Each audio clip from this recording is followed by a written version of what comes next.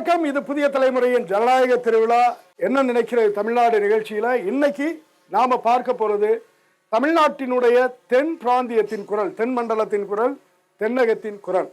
நாம் நின்றுட்டு இருக்கக்கூடிய இந்த இடம் மதுரையின் மிக சிறப்பான ஒரு இடம். மதுரை என்பதே நம்முடைய தமிழ் சமூகத்தில் தமிழ் இனத்தின் நீண்டகால தலைநகரம். கிட்டத்தட்ட 2000 ஆண்டுகள் ஒரு நகரம் தலைநகரமாக இருந்த வரலாறு என்பது மதுரைக்கு மட்டுமே உண்டு. அத்தகைய சிறப்புமிக்க மதுரையிலே நாம் இருக்கிறோம். மதுரை என்பது மாற்றங்களுக்கான மண். இந்த இடம், நான் நின்று கொண்டிருக்கக்கூடிய இந்த இடம் என்பது இந்தியாவிலேயே மகாத்மா காந்திக்கு அமைக்கப்பட்ட முதல் அருங்காட்சியகம் 1957. அதை காட்டிலும் மிகுந்த முக்கியத்துவம் மகாத்மா காந்திக்கும் மதுரைக்கும் என்னவென்றால், இந்த மண்ணுக்கு வந்தபோதுதான் 1921 செப்டம்பர் 22ஆம் தேதி அன்று இந்த மண்ணுக்கு வந்தபோதுதான் அவர் தன்னுடைய ஆடையை மாற்றினார். இங்கே மதுரையை சுற்றி இருக்கக்கூடிய விவசாயிகளின் உடையை பார்த்து இதுதான் இனிமேல் எனது உடை என்று அந்த உடையை கை வைத்தார். அதை உடை அரசியலாக மாற்றினார். அதையே இந்த உலகத்துக்கான மாபெரும் செய்தியாக மாற்றினார். அப்படி 2000 ஆண்டுகளாக மாற்றத்துக்கான ஒரு மண்ணாக இருக்கக்கூடியது மதுரை. இன்றைக்கு இந்த மதுரையிலே தென் தமிழகத்தின் குரலை நாம் கேட்க போகிறோம். வணக்கம். நிகழ்ச்சியிலே போகலாம். ராமநாதபுரம் மாவட்டத்தினுடைய தலையாய முக்கிய பிரச்சனை என்னன்னா தண்ணீர் பிரச்சனை தான். தண்ணீர் பிரச்சனை எப்படின்னா, இங்கே தமிழ்நாட்டினுடைய 2வது பெரிய கண்மாய், அதாவது நகரை பிறக்க முடியாத 48 மடைகளை கொண்ட ராஜசிங்கம் பெரிய கம்மாய், மங்கலம் பெரிய கம்மாய் வந்து ராமநாதபுரம் மாவட்டத்தில் இருக்குது. தமிழ்நாட்டினுடைய 2வது நெற்களஞ்சியமாக போற்றக்கூடிய திருவாடு அணையும் வந்து எங்கள் ராமநாதபுரம் மாவட்டத்தில் இருக்குது. இவ்வளவும் இருந்தாங்க கூட ராமநாதபுரம் மாவட்டத்துக்கு என்ன ஒரு பிரச்சனை இருக்குன்னா, ஒன்று பருவமழை பெய்யணும், அப்படி இல்லைன்னா வைகை ஆற்றிலிருந்து தண்ணி வரணும். வைகை ஆற்றில் 5 ஆண்டுகளுக்கு ஒரு முறை தான் எங்களுக்கு தண்ணி வருது.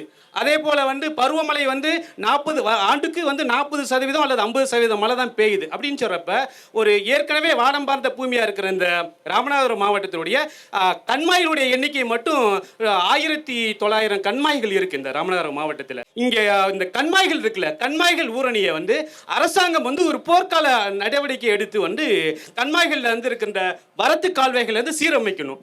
காவிரி, வைகை, கிருதுமால், குண்டாறு இணைப்பு கால்வாய் திட்டம் என்பது கரூர் மாவட்டம் மாயனூரிலிருந்து கால்வாய் வெட்டி தெற்கு வெள்ளாறு புதுக்கோட்டை வரைக்கும் 118 கிலோமீட்டர், தெற்கு வெள்ளாறிலிருந்து வைகை வரைக்கும் 108 கிலோமீட்டர், வைகையிலிருந்து குண்டாறு வரைக்கும் ஒரு 38 கிலோமீட்டர்.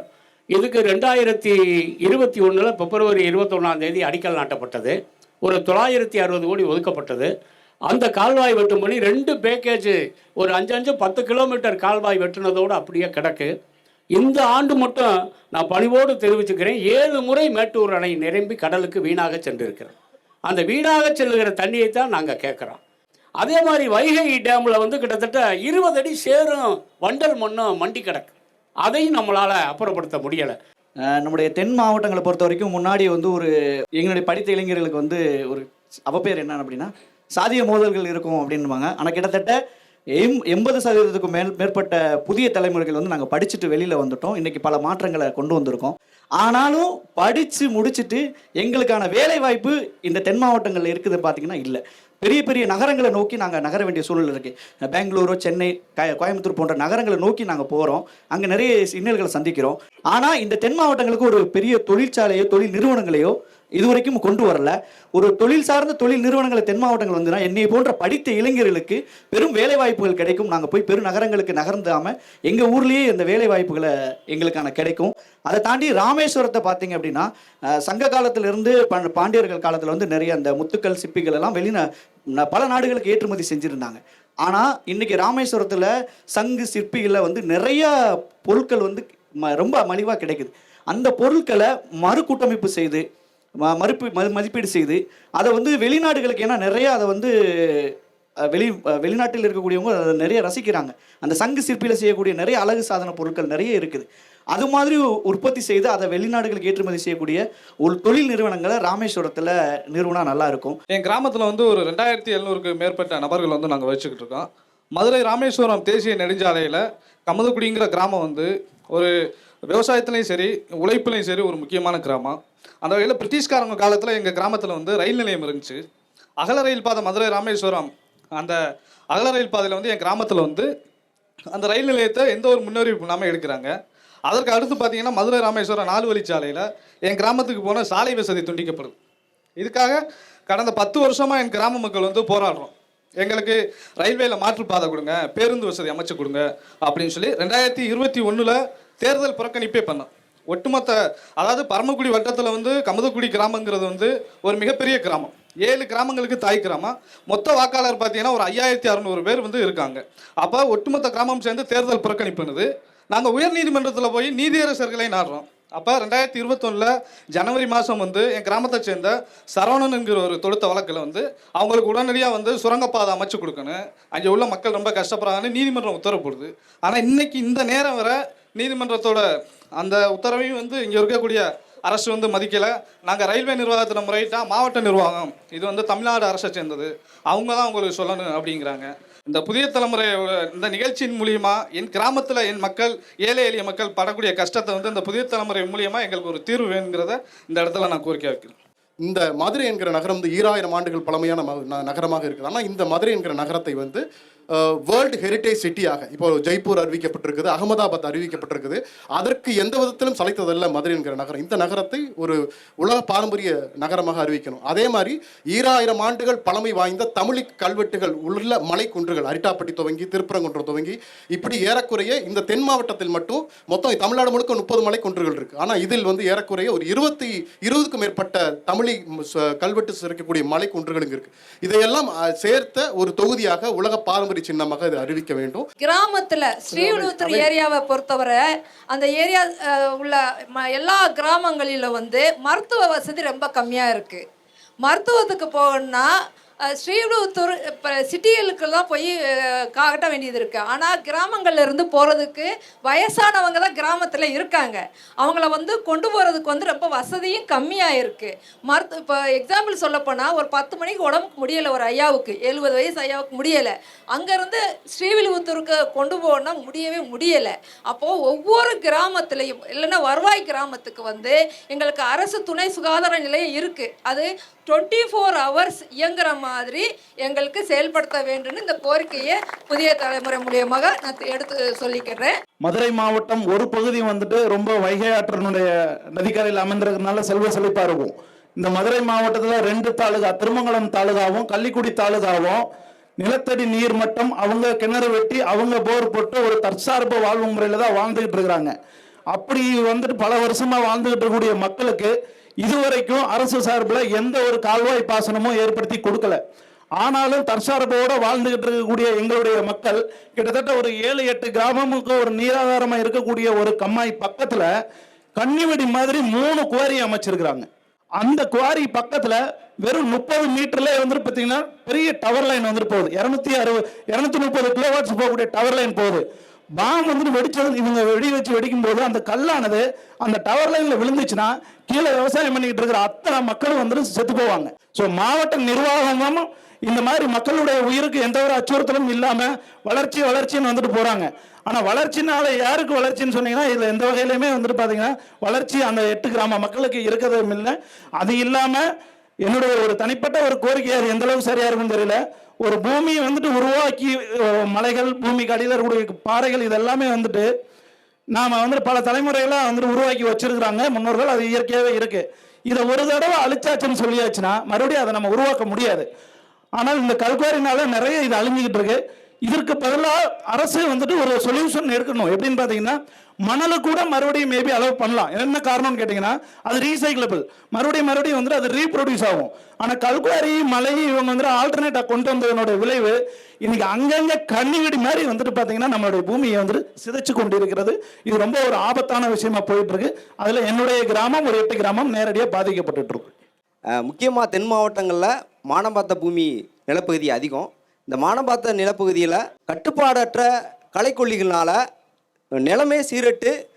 இங்கே தென் மாவட்ட பகுதியில் பார்த்தீங்கன்னா அந்த கருப்பு மண் புட்டு மாதிரியான அமைப்பு கட்டமைப்பு தமிழ்நாடு முழுமைக்குமே சோறு போட்ட ஒரு ஊர்.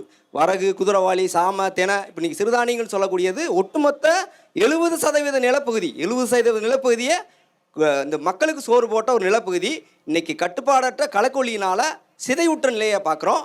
அதுக்கப்புறம் வந்து நீர்நிலைகளோட கட்டமைப்பு, முக்கியமாக விதை வந்து தற்சார்பற்ற போக்குத்தன்மை இருக்குது.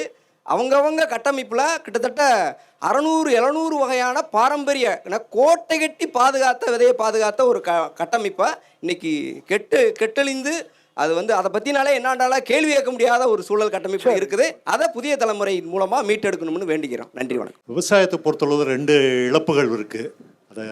அதை யாரும் அதை கோடிட்டு காமிக்கல. ஒன்று வந்து காலநிலை மாற்றம் காரணமாக அதிகமான மழை பெய்யறதுனால இப்போ நிறைய நம்ம நியூஸில் பார்த்துருப்போம்.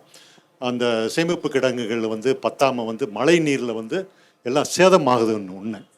2வது வந்து காட்டுப்பன்றிகள் உடையது எல்லாம். அந்த விவசாயம்லாம் இன்றைக்கி வந்து பார்த்திங்கன்னா வந்து ரொம்ப ஒவ்வொரு கூட்டங்கள்லையும் நடக்கிறது வந்து அதுதான். தானிய சேமிப்பு கிட்டங்கிகள் வந்து ஏன் ஒவ்வொரு வட்டாரத்திற்கும் ஒவ்வொரு மாவட்டத்திற்கும் ஒரு 2வது அமைக்கிறதுக்கு வந்து ஏன் செய்ய மாட்டேங்கிறான்னு தெரியல. பல கோடி ரூபாய் வந்து ஏகப்பட்ட நலத்திட்டங்கள் செய்யும் பொழுது இந்த தானிய சேமிப்பு கிட்டங்கி இந்த கப்பலூரில் ஒன்று இருக்குது. இப்போ பல போராட்டங்களுக்கு பிறகு பல ரெப்ரசன்டேஷன் பிறகு வந்து அதை ஆரம்பித்தாங்க. அது மாதிரி வந்து ஒவ்வொரு மாவட்டத்துலேயும் ஒரு 3 இருந்தால் ரொம்ப நல்லாயிருக்கும். ஒன்று. 2வது வந்து இந்த காட்டுப்பன்றி இதுக்காக வேண்டி ஒரு அறிவிப்பு கொடுத்தாங்க. அது காட்டுகளாக அதிகாரிகள் மூலமாக வந்து அதை விட்டு அதை சுட்டுக்கலாம் அப்படின்னாங்க. அந்த வந்து அது இதில் மட்டும்தான் இருக்குது. அதை வந்து எங்கேயும் அறிவிப்பில் தான் இருக்கே தவிர அதை வந்து யாரும் விவசாயிகள் வந்து அதை செய்கிறதுக்கு இன்னமும் வந்து அச்சப்பட்டுக்கிட்டு இருக்காங்க. அதுதான் உண்மை. தமிழகத்தில் முக்கியமான 3 பிரச்சனைகளில் மீன்பிடி பிரச்சனையும் ஒரு பிரச்சனை, முக்கியமாக கச்சத்தீவு பிரச்சனை. தொடர்ச்சியாக அந்த கச்சத்தீவு பிரச்சனை 50 வருஷங்களாக பேசப்பட்டு மட்டும் இருக்குது. அதுபோன்று எங்களுக்கு வந்து இயற்கை சீற்றத்தால் நாங்கள் பாதிக்கப்படுறது முதல் இடத்துல வந்து மீனவர்கள் இருக்கும். இதுபோன்று எங்கள் குரல்கள் எங்களுக்கு என்ன பிரச்சனைனா, நீங்கள் எந்த பிரச்சனையும் எங்களுக்கு தீர்க்க வேண்டாம், நாங்களே எங்கள் பிரச்சனையை பேசுவதற்கு எங்களுக்கு அரசியல் அங்கீகாரம் கொடுங்கன்னு நான் கேட்குறோம். கடல்சார் மக்கள் கிட்டத்தட்ட பார்த்தீங்கன்னா கடற்கரையில் 14 மாவட்டங்களில் 10 லட்சம் மக்கள் வாழ்கிறோம். ஒரு 10% மக்கள் வாழ்கிறோம். எங்களுக்கு கடற்கரையில் கிட்டத்தட்ட பார்த்தீங்கன்னா 23 எம்எல்ஏ சீட்டு கொடுத்துருக்கணும். இதுவரை ஒன்றும் கொடுக்க கிடையாது. நாங்கள் கிட்டத்தட்ட பார்த்தீங்கன்னா 75 வருஷமாக அந்த சமவெளி மக்கள்கிட்ட நான் கேட்டுக்கிட்டு இருக்கோம். எங்களுக்கு எங்கள் சம உரிமை கொடுங்க, அரசியலில் சமூக நீதி கொடுங்க அப்படின்னு சொல்லி நான் கேட்குறோம். மீனவர்களுக்குன்னு அரசியல் பிரதிநிதித்துவம் வேணும். எங்களுக்கு கிட்டத்தட்ட பார்த்தீங்கன்னா இப்போ கூட ஆளும் கட்சி கூட பார்த்தீங்கன்னா எங்களுக்கு கடற்கரையில் 38 தொகுதிகள் இருக்குது, ஒரு சீட்டு கூட கொடுக்கல. அப்போ நாங்கள் எப்படி எங்களோட குரல்களை எப்படி நாங்கள் சொல்கிறது, எங்களை பிரச்சனைகளை எப்படி நாங்கள் சட்டப்பேரவையிலையோ பாராளுமன்றத்தில் எப்படி கொண்டு எடுத்து வைக்கிறது? கடற்கரையில் 15 எம்பி தொகுதிகள் இருக்குது. அந்த எம்பி தொகுதிகளுக்கு எங்களுக்கு ஒருத்தர் கூட வாய்ப்பு கொடுக்கறது இல்லை. அப்ப எங்களுக்கு தேவை வந்து உங்களோட சலுகைகளும் இரக்கமும் பச்சாதாபமும் இல்லை. எங்களுக்கு தேவை சம உரிமை, அரசியலில் சம உரிமை வேணும்னு கேட்குறோம். அந்த சம உரிமை எங்களுக்கு கொடுங்கன்னு கேட்குறோம். நன்றி. எங்களுடைய ஒற்றை கோரிக்கை என்னன்னா, திங்கட்கிழமை தோறும் பார்த்தீங்கன்னா அனைத்து மாவட்டங்கள்லையும் மாவட்ட ஆட்சியர் அலுவலர் குறைதீர் நாள் நடத்துகிறாங்க. தமிழ்நாட்டில் 38 மாவட்டங்கள் இருக்குது. இந்த 38 மாவட்டங்கள்லேயே நீங்கள் பார்த்தீங்கன்னா திங்கட்கிழமை ஆனால் பெரிய மாவட்டங்களில் 2500 பேரும் சிறிய மாவட்டங்களில் 2000 பேரும் போய் மனு கொடுக்குறாங்க.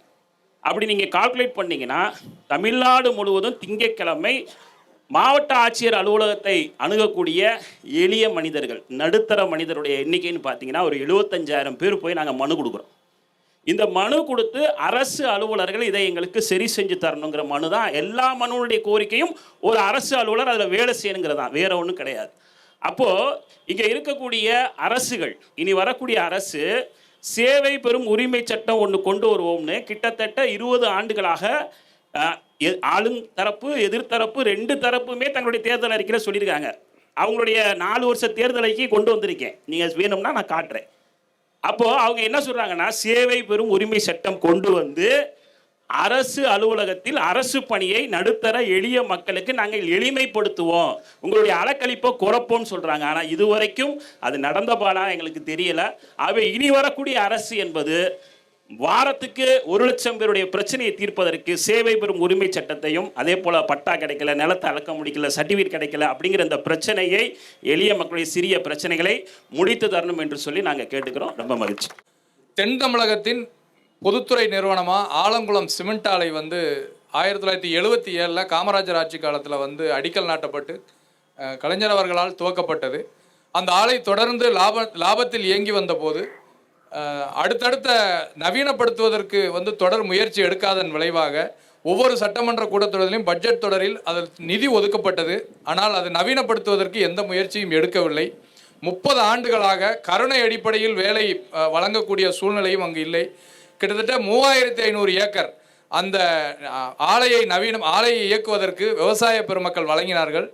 பருத்தி, கடலை, சாகுபடிகள் வந்து ஏராளமாக நடைபெற்று கொண்டிருந்த நேரத்தில் இந்த ஆலைக்காக வழங்கிய நிலம் அப்படியே வந்து அது தரிசு நிலமாக இப்பொழுது இருக்கிறது. அந்த ஆலையை நவீனப்படுத்துவதற்கு எந்த நடவடிக்கையும் இதுவரை எடுக்கவில்லை. வரக்கூடிய அரசாங்கம் என்பது இந்த தென் தமிழகத்தின் மிகவும் பழமையான பொதுத்துறை நிறுவனத்தை இயக்கினால் எளிய மக்களுக்கு குறைந்த விலையில் சிமெண்ட் கிடைப்பதற்கு இது முக்கிய விஷயமாக கருதப்படுகிறது. சமீபத்தில் ஒரு 7 நாள் போராட்டங்கள் வந்து எங்கள் சங்க சார்பாக முன்னெடுத்திருந்தோம். எதுக்குன்னா வந்து மாதாந்திர உதவித்தொகை வந்து இப்போ வெறும் 1500 ரூபா 2000 தான் வந்து இந்த இப்போ உள்ள அரசாங்கம் வரை வழங்கியிருக்காது. இதை பக்கத்து மாநிலம் ஆந்திரா புதுச்சேரியை போல் அதே போல் டெல்லியில் வந்து குறைஞ்சது 3000 மாற்றுத்திறனாளி உதவித்தொகை கொடுக்குறாங்க. ஆனால் இன்னும் தமிழ்நாட்டில் 1500 2000 தான்.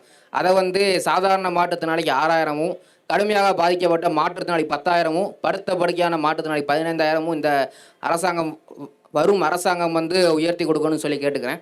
நாங்கள் எங்களுடைய தொழிலுக்கு வந்து இதுவரைக்கும் குறைஞ்சபட்ச சம்பளம் கிடையாது, மினிமம் வேஜ் சம்பளம் கூட கிடையாது. இதுவே கிடையாது. நாங்கள் மாநில அளவில் தொழிற்சாவை எழுப்பி பேச்சுவார்த்தை நடத்தி கூட இது வரைக்கும் சம்பளம் கிடைக்கல.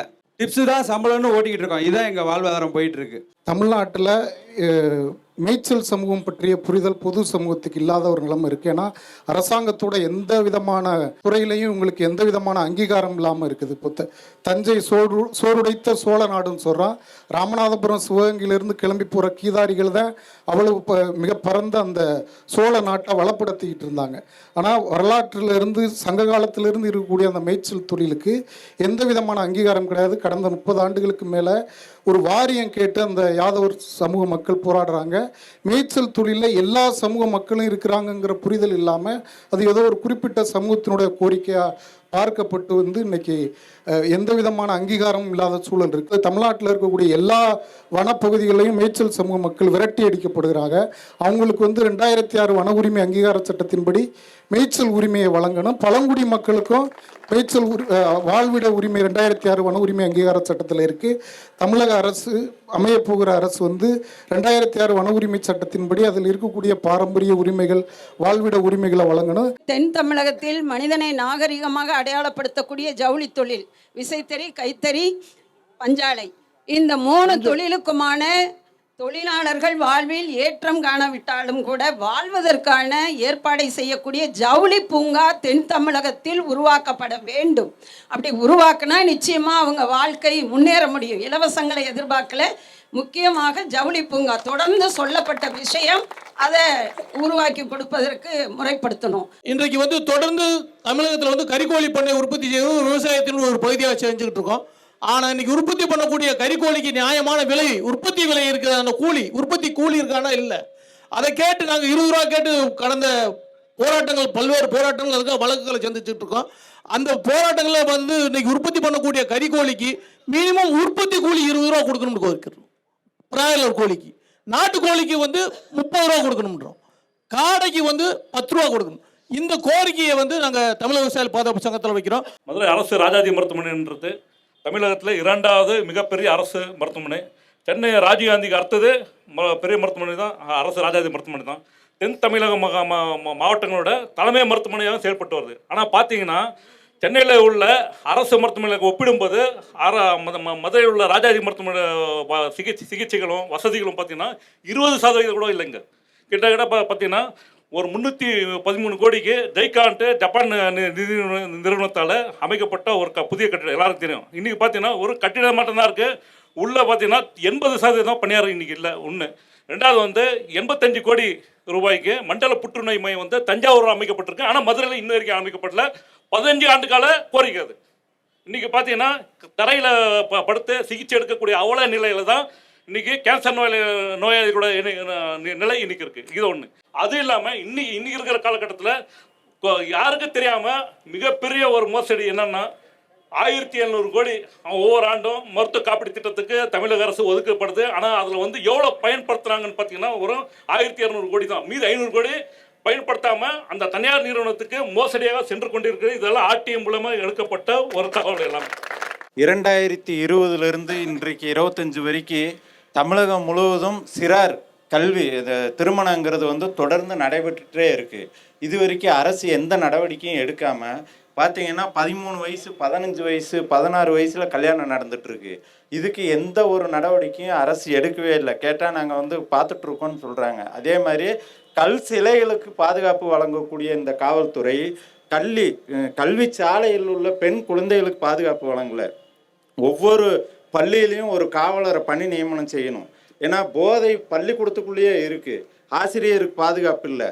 அந்த மாதிரி சூழல் இல்லாமல் இந்த சிறார் திருமணத்தை வந்து உடனடியாக தடுக்கணும்னு சொல்லி நான் கேட்டுக்கிறேன். எங்களோட காரைக்குடியில் வந்து 12,000 வீடுகள், அந்த மாநகராட்சியில் 12,000 குடும்பங்கள் இருக்கிறாங்க. 60-70 வருஷங்கள் ஆண்டு கொண்டு இருக்கிறாங்க. ஆனால் அவங்களுக்கு இதுவரைக்கும் பட்டா கிடைக்கப்படவில்லை. அது வந்து தேவஸ்தான இடம். அது தேவஸ்தானம் வந்து இடத்துக்கு வந்து வரி வாங்கிட்டு போகிறாங்க. ஆனால் மாநகராட்சி வரி வாங்கலை. ஆனால் இது நம்ம அரசுக்கும் இழப்பீடு தான். மாநகராட்சி வந்து அது வரி வாங்காமல் இருக்கிறதும் இழப்பீடு தான். ஆனால் 60-70 ஆண்டுகள் இருக்கிறவங்களுக்கு இதுவரைக்கும் பட்டா என்ற வசதி கிடைக்கப்படவில்லை. இரண்டாவது, மதுரையிலிருந்து சிவகங்கை மாவட்டம், ராமநாதபுரம் மாவட்டம் இருக்கிற தொண்டி, அது வரைக்கும் எங்களுக்கு ரயில்வே தேவைப்படுகிறது. ஏன்னா அங்கிருந்து மீன் வசதிகள் கொண்டு வரப்படுது, இங்கிருந்து காய்கறி வசதிகள், இங்கிருந்து சிவகங்கை, காளையார் கோவில், தொண்டி வரைக்கும் இந்த காய்கறிகள் இங்கேருந்து கொண்டு போகிறாங்க. ஆனால் வண்டிகளில் தான் கொண்டு போகிறாங்க. இந்த வசதி இருந்தால் பிள்ளைங்கள் படிப்புக்கும் வேலைகளுக்கு மக்கள் வந்து போகிறாங்க, அதுக்கும் எங்களுக்கு ஈஸியாக இருக்கும். ரொம்ப நன்றி. இங்கே 2015 கருவேல மரங்களை வெட்டுங்கன்னு சொல்லி நீதிமன்றத்தில் ஒரு உத்தரவு வாங்கினாங்க. அதுக்கான தீர்வாயம் இன்னும் வரல. ஆனால் இப்போ மறுபடியும் 2026 எடுத்து பேசுகிறாங்க. நம்மளோட சட்டத்திலேயே பெரிய சிக்கல்கள் இருக்குது. நீதி அரசர்கள் வந்து தயவு செய்து சட்டத்துக்கான ஒரு அறிவிப்பு, ஒரு குற்றவாளி அப்படின்னு அவன் நிறுவனம் பண்ணிட்டான்னா அவனுக்கான தண்டனை நீங்கள் சீக்கிரம் கொடுங்க. ஏன் வந்து சட்டத்தில் ஒரு லாங் கேப் விடுறீங்க? திரு வைகோ அவர்கள் தான் அந்த கருவேல மரத்துக்கானது கொடுத்துருந்தாங்க 2015. நீங்கள் அதை பார்த்துக்கலாம். ஆனால் இப்போ 2026 இப்போ நீதி அரசர்கள் திரும்ப எடுக்கிறாங்க. ஏன் அந்த 15 இருந்து 17 நீங்கள் அந்த தீர்ப்பை வழங்கியிருக்கலாமே? ஸோ இவ்வளோ வாழ்வாதாரம் நாங்கள் எங்களோட நீர் வாழ்வாதாரங்கள் இவ்வளோ தூரம் பாதிக்கப்படுதுன்னு சொல்கிறாங்க. சட்டங்கள் வந்து அதிகமான தேதி வழக்குகளுக்கான தீர்ப்புகள் வந்து சீக்கிரம் குடிச்சது அப்படின்னு கேட்டால் என்னோட சட்ட பிரதிநிதித்துவம் எம்எல்ஏ இருக்காரா இல்லையா, அவரையே நான் திரும்ப பெறுவதற்கான சட்டம் அமைந்தா கூட நான் ரொம்ப பெருமையாப்படுவேன். தமிழகத்தில் இன்னைக்கு விவசாயிகளை பாதுகாக்கிறது பூ விவசாயமாக தான் இருக்குது. இன்னைக்கு அந்நிய செலவாணியிலிருந்து உபரி தொழில் அதிகமாக உபரி தொழிலாளிகளை ஊக்குவிக்கக்கூடிய ஒரு தொழிலாக இருக்கு. ஆனால் கமிஷன் மண்டிகை இன்னைக்கு வரைக்கும் அந்த விவசாயிகிட்ட 10%, 12% சிறு அட்வான்ஸை கொடுத்து சுரண்டிக்கிட்டு இருக்காங்க. ஆக இந்த இதுக்கு முற்றுப்புள்ளி வைத்து எப்படி நெல்லுக்கு கொள்முதல் நிலையங்கள் இருக்கோ அதுபோல அத்தனை மார்க்கெட்டுகளிலும் பூ சந்தைகளிலும் அரசு கொள்முதல் செய்யக்கூடிய கூட்டுறவு சங்கங்களை உருவாக்கி தமிழக விவசாயிகளை பூ உற்பத்தியாளர்களை பாதுகாக்க வேண்டும். அதுதான் இன்றைக்கு விவசாய உற்பத்தியாளர்களுடைய பூ உற்பத்தியாளருடைய கடமையாக உள்ளது. விவசாய சங்கத்தின் சார்பாகவும் விவசாயிகள் சார்பாக இந்த அரசுக்கு ஆண்டு கொண்டிருக்கின்ற ஆண்டு முடித்த அரசுகளுக்கு கோயம்புத்தூரில் இருக்கின்ற வேளாண் பல்கலைக்கழகத்தை மதுரையிலே அமைக்க வேண்டும் என்று பல ஆண்டுகளாக கோரிக்கை வைத்துக் கொண்டிருக்கின்றோம். இந்த 2 அரசுகளும் செவி சாய்க்கவில்லை. இனி வரும் காலங்களில் மதுரை மாநகரத்தில் இந்த வேளாண் பல்கலைக்கழகத்தை அமைக்கவில்லை என்றால் எங்களுடைய வேளாண் தொழிலை நிறுத்துவதற்கு நாங்கள் தயாராக இருக்கிறோம் என்பதை. நீங்கள் பெரியார் டேம் பற்றி நிறையா பேசிட்டாங்க. ஆனால் அதில் நடந்த விஷயங்களை கொஞ்சமாவது சொல்லணும். ஏன்னா உண்மையில் தெரியணுன்ற காட்டி சொல்கிறேன். 79 152 136 ஆக்கிட்டாங்க. 79 95 நாங்கள் தான் அதை ஒரு 5 ரிட்டு போட்டு சுப்ரீம் கோர்ட்டுக்கு போனது. அதுக்கப்புறம் சுப்பிரமணிய சுவாமி வந்தார், ஸ்டேட் கவர்மெண்ட் எல்லாமே வந்தது. வந்துட்டு இன்னைக்கு வரையும் 2004 நமக்கு ஜட்ஜ்மெண்ட் வந்ததுக்கு அப்புறமும் ஒரே வாரத்தில் கேரளாவில் இருக்கவங்க அப்படியே ஒரு சட்டமன்றத்தை கூட்டி எந்த விதமான டிசன்டென்ட்டும் இல்லை. அத்தனை கட்சியும் ஒட்டுமொத்த கருத்தாக இருந்து அதை அன்னல் பண்ணிட்டாங்க சுப்ரீம் கோர்ட் ஜட்ஜ்மெண்ட்டை. திருப்பி நம்ம ஒரு இன்டர்ஸ்டேட் சூட்டு போட்டு 2016 ஒரு ஜட்ஜ்மெண்ட் வந்துச்சு. ஆனால் இன்னைக்கு வரையும் அதை ஏதாவது நிறைவேற்ற முடியுதான்னா 4 மரத்தை கூட நம்ம வெட்ட முடியல. இத்தனைக்கு இங்கே இருக்க கவர்மெண்ட் அங்கே இருக்க கவர்மெண்ட் எல்லாம் ஒன்று தேர்ந்துக்கிட்டு இருக்காங்க, எல்லாமே சொல்லிகிட்டே இருக்காங்க. ஆனால் நமக்கு என்னன்னு கேட்டிங்கன்னா போன 2 வருஷத்துக்கு முன்னாடி அங்கே வந்து எக்ஸஸ் தண்ணியை கேரளாவில் இருக்க 2 மினிஸ்டர் வந்து திறந்துக்கிட்டாங்க. ஏன்னு கேட்கறதுக்கு நாதியே கிடையாது. இப்போ இந்த வருஷம் இப்போ இவ்வளோ வறட்சி சொல்லிக்கிட்டு இருக்கோமே, இந்த வருஷம் 6 டிஎம்சி தண்ணி கடலுக்குள்ளே போயிடுச்சு. அதுக்கான மிஸ்மேனேஜ்மெண்ட் நாங்கள் சொல்லிக்கிட்டே கத்திக்கிட்டே தான் இருக்கிறோம். நீ துறையா கீழே கொண்டாடுறா ஏன்னு கேட்டிங்கன்னா பெரியார் டேம்ல இருந்து கீழே 1600 கண்ணாடிக்கு மேலே கொண்டாடுறதுக்கு ப்ரொவிஷனே கிடையாது. டனல் கிடையாது. 4 இதுதான் இருக்கு. அதனால கூடுதலான தண்ணி இப்போ ஒரு 20,000 கண்ணாடி வந்துச்சுன்னா எக்ஸஸா தூக்கத்தை வேணும். பாருங்க 142 அடி ஆக்கணும் சுப்ரீம் கோர்ட்ல சொன்னதுக்கு அப்புறமும் இப்போ ரூல் கர்வ்னு ஒரு மெத்தடை கொண்டு வந்துட்டு திருப்பி 136 வச்சுக்க, நீ வந்து டிசம்பர்ல 142 வச்சுக்கலாம். அப்படின்னு சொல்லிட்டு இருக்காங்க. ஸோ இந்த மாதிரி தொடர்ந்து வந்து நம்ம சுப்ரீம் கோர்ட்டில் பயன் அடைஞ்சு சுப்ரீம் கோர்ட் மூலம் டிக்டேட் பண்ணி நம்ம வாங்கினாலும் கூட அதனுடைய பயனை வந்து முழுமையாக நாம் இன்னைக்கு வரையும் அடைய முடியல. 148 அடி ஆக்கவே முடியல. காரைக்குடியில் நிறைய சிறப்பம்சம் இருக்குது. அதில் மெயினாக காரைக்குடி காட்டன் நெசவு தொழில் நலிவடைஞ்சிருச்சு. நெசவு தொழில் இன்னைக்கு வரைக்கும் அரசாங்கம் அதை எடுத்து பல்வேறு சீமை கொண்டுட்டே வர முடியல அவங்களால. அதை கொண்டு வரணும். ரெண்டாவது நகைத்தொழில் பிரசித்தி பெற்றது காரைக்குடி. அச்சுப்பிரதி வந்ததுலேருந்து நகைத்தொழில் ஃபுல்லாகவே டவுனாக இருக்குது. அதை டெவலப் பண்ணுறதுக்கு காரைக்குடிக்கு அரசு நடவடிக்கை எடுக்கணும். தொழிலாளர்கள் பிரச்சனை பொதுவாக வந்து மருத்துவத்துறையில் தென் மாவட்டங்கள் இருக்கக்கூடிய அனைத்து மருத்துவமனைகளில் இருக்கக்கூடிய துப்புரவு தொழில் எல்லாமே ஒப்பந்த முறையில் இருக்குது.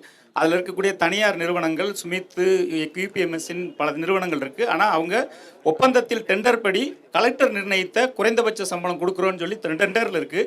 ஆனால் குறைந்தபட்ச ஊதியம் கொடுக்கறதில்ல. கலெக்டர் நிர்ணயித்த கம்மியான இதை கூட கொடுக்கறதில்ல. பொதுவாக வந்து தென் மாவட்டங்களில் இருக்கக்கூடிய எல்லா தொழிலாளர்கள் அனைத்து வாக்காளர்களில் 80% பேர் வந்து தொழிலாளர்கள் தான். எந்த அரசியல் கட்சியும் தொழிலாளர்களுடைய சம்பளத்துக்காக எந்த வாக்குறுதியும் கொடுக்கறதில்ல. குறைந்தபட்ச ஊதியம்னு இருக்கக்கூடிய தொழில்கள், கம்மியான தொழில்கள் தான் குறைந்தபட்ச ஊதிய சட்டத்திற்குள்ள வருது. அதில் நிர்ணயிக்கப்படுற குறைந்தபட்ச ஊதியம் கூட வந்து 13,000 12,000 தான் நிர்ணயிக்கிறாங்க. அதையும் LPG ஒர்க்கர்ஸ் மாதிரி இருக்கிறதுக்கு அதையும் தர்றதில்லை. நிறைய பேருக்கு குறைந்தபட்ச ஊதியம் தர்றதில்லை.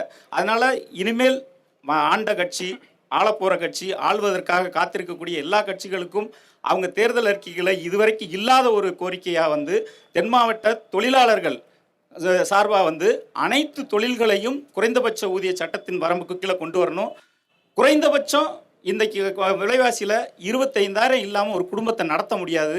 அவங்களுக்கு வந்து 5,000 10,000 குறைந்தபட்ச ஊதியம்ங்கிறது இல்லாமல் 20,000 25,000 வரைக்கும் குறைந்தபட்ச ஊதியம் வந்து தொழிலாளர்களுக்கு நிர்ணயம் பண்ணணும். இப்போ நம்ம வந்து ஒரு நம்ம தேவைகளை வந்து நம்ம கேட்டு பெறக்கூடிய சூழல் நம்ம இருக்கோம்.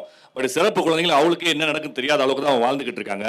அப்படிப்பட்ட சிறப்பு குழந்தைகள் வந்து நீங்கள் எப்படின்னு கேட்டிங்கன்னா சிங்கிள் பேரண்டாக இருக்காங்க. அவங்களுமே தாய் பராமரிப்பிலோ தந்தை பராமரிப்பிலையோ அப்படிப்பட்ட சிறப்பு குழந்தைகளுக்கு ஒரு குரூப் லிவிங், ஒரு வாழ்வியல் முறை வந்து ஏற்படுத்தி அந்த பெற்றோர்களுக்கு ஒரு தொழில் சார்ந்து ஒரு பயிற்சி கொடுத்து அதன் மூலமாக ஒரு வருவாய் ஈட்டி அந்த குழந்தைகளை பாதுகாக்கக்கூடிய ஒரு சூழ்நிலையை உருவாக்கணும்.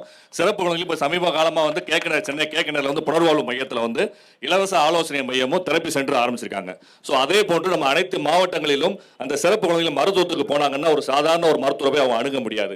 அவங்களுக்குன்னு ஸ்பெஷலிஸ்ட் இருக்கணும். ஸோ அப்படிப்பட்ட ஸ்பெஷலிஸ்ட் டாக்டரை உண்டு பண்ணி அனைத்து மாவட்டங்களிலுமே வந்து சென்னையில் இருக்கிற மாதிரி ஒரு புனர்வாழ்வு மையம் ஏற்படுத்தி அவங்களுக்கு வந்து இலவச ஆலோசனை அந்த தெரப்பி வழங்கணும். தெரப்பி வந்து ரொம்ப காஸ்ட்லி அவங்களுக்கு சிறப்பு. அதை வந்து நம்ம அரசு ஏற்படுத்தி கொடுத்தாங்கன்னா அந்த ஏழை குழந்தைகள், அந்த சிறப்பு குழந்தைகள் அதன் மூலமாக பயன்பெறுவாங்க. அப்படி ஒரு அமைப்பை வந்து இந்த 38 மாவட்டங்களில் உண்டு பண்ணி அந்த சிறப்பு குழந்தைகள் பயன்பெற வேண்டும் என்று இதன் மூலமாக கேட்டுக்கொள்கிறேன். ஜனநாயக திருவிழாவின் என்ன நினைக்கிறது தமிழ்நாடு நிகழ்ச்சி மதுரை நகரத்திலே நடந்து கொண்டிருக்கக்கூடிய தென் பிராந்திய மக்களுடைய குரல்களை நாம் கேட்டோம். இந்த குரல்கள் அரசியல்வாதிகள், ஆட்சியாளர்கள், அரசியல் தலைவர்கள் எல்லோருடைய காதுகளுக்கும் சென்றடையும் என்று நாம் நம்புகிறோம். இந்த குரல்கள் இனியும் தொடர்ந்து இதே குரல்களோடு, இதே கோரிக்கைகளோடு பேசப்படாமல் இருக்கக்கூடிய வகையில் இவை எல்லாமே காரியங்களாக வேண்டும் என்று எண்ணுகிறோம். அதற்கான நடவடிக்கைகளை ஆட்சியாளர்கள் எடுக்க வேண்டும் என்று எண்ணுகிறோம். இன்னொரு நிகழ்ச்சியில் சந்திப்போம். நன்றி, வணக்கம்.